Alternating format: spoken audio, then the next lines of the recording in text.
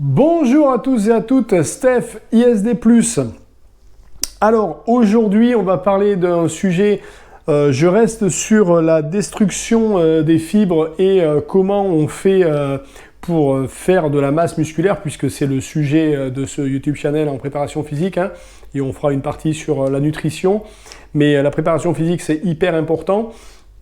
Et donc une question que je traite très souvent, mais que j'entends très souvent à la salle, qu'on voit très souvent, enfin c'est ce qui revient tout le temps sur les forums, c'est la fameuse mais non, tu n'es pas obligé d'avoir des douleurs et d'avoir donc du stress métabolique pour avoir du gain musculaire. Et alors c'est une réalité qui malheureusement est vraie, mais qui est pratiquement, on est pratiquement obligé de faire ça pour avoir du gain musculaire. Et je vais donc vous expliquer pourquoi. Donc il y a 3 méthodes qui sont connues et de tous, qui nous permettent de faire de l'hypertrophie musculaire. La première méthode, c'est le progrès par charge. Donc c'est une augmentation de la tension du volume. Ce qui veut dire que l'augmentation de la tension, c'est à chaque séance, je monte en poids. Bon, ça déjà, on sait qu'on ne peut pas le faire de façon indéfinie.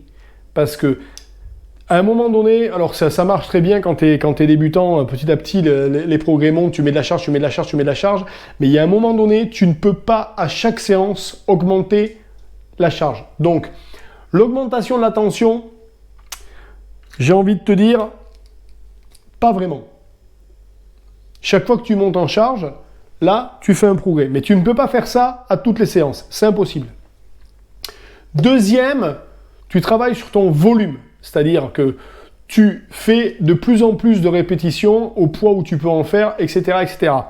Ça, c'est une approche qui serait valable, mais si tu fais ça, je te garantis que tu vas finir avec des blessures. Parce qu'à un moment donné, qui dit augmentation du volume, augmentation du mouvement, dit usure des articulations, etc., etc., etc., etc. Donc ça, j'ai envie de mettre un point d'exclamation ou un point d'interrogation ou une alarme sur les blessures. Donc là, si vous voulez travailler uniquement sur de l'augmentation de volume, je pense que vos quads de rotateur au développé couché et toutes ces choses-là vont s'en souvenir. Je ne sais pas si tu te vois faire des squats pendant 1h30, ça ne marche pas. Tu vas te détruire les genoux. Bref, c'est une possibilité, mais ad vitam aeternam, je ne sais pas comment tu finis avec ça. La deuxième méthode, c'est le stress métabolique. Le stress métabolique, c'est les tensions continues ou les positions de contraction.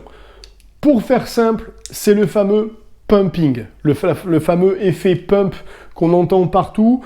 Donc, c'est-à-dire que tu vas prendre des charges et tu vas te mettre là et tu vas pomper, pomper, pomper, pomper, pomper, pomper. Et il faut avoir une capacité à endurer la douleur et la brûlure musculaire qui est énorme. Et je ne sais pas si tu te vois faire ça sur tous les sur tous les groupes musculaires à toutes les séances. Tu vas te détruire et je peux t'assurer que c'est des séances à rallonge, à pomper, à aller chercher au maximum, à aller chercher la contraction.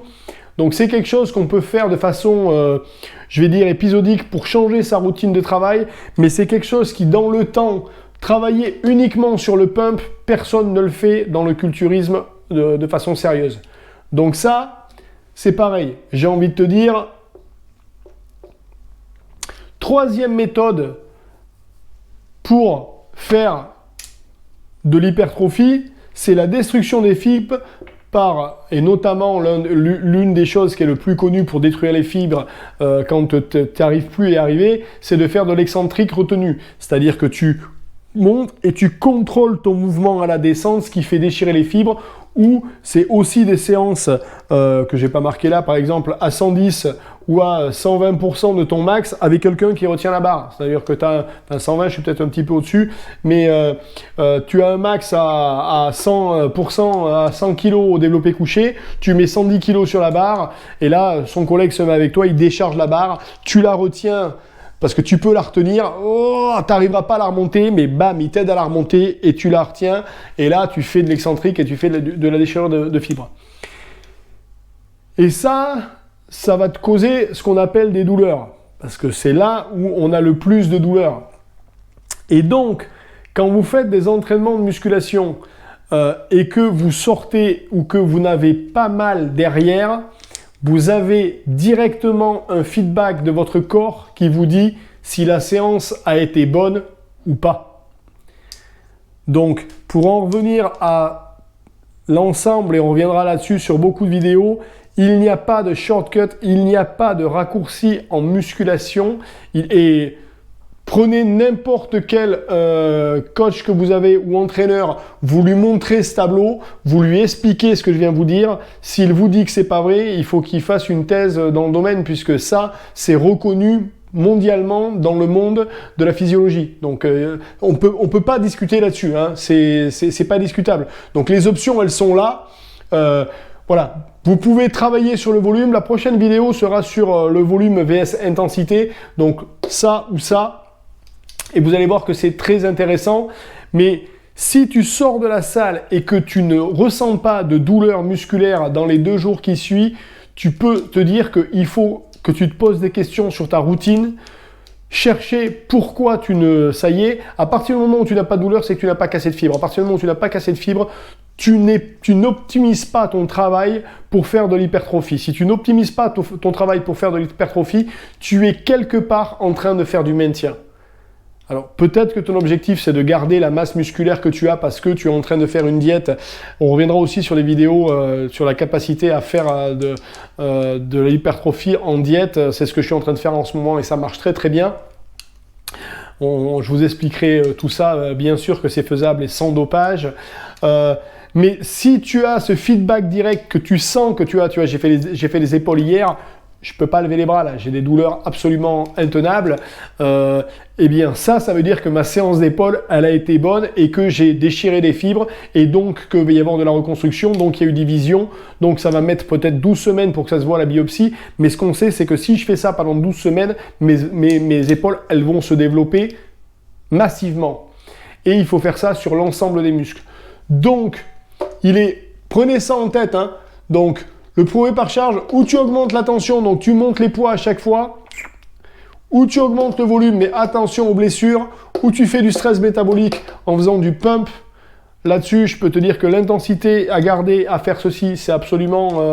tu feras ça de temps en temps dans tes routines, hein, je dis pas, mais c'est pas gérable.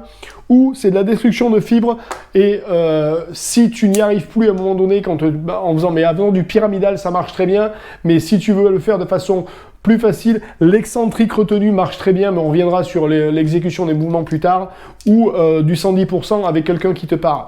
Voilà, j'espère que cette vidéo a été utile pour toi. Si c'est le cas, n'hésite pas à laisser un commentaire, à mettre un pouce vers le haut, à t'abonner à la chaîne, et je te dis à demain. Ciao, ciao. Et oui, la douleur, c'est ton... Voilà, ça te dit que tu as bien fait ta séance ou pas.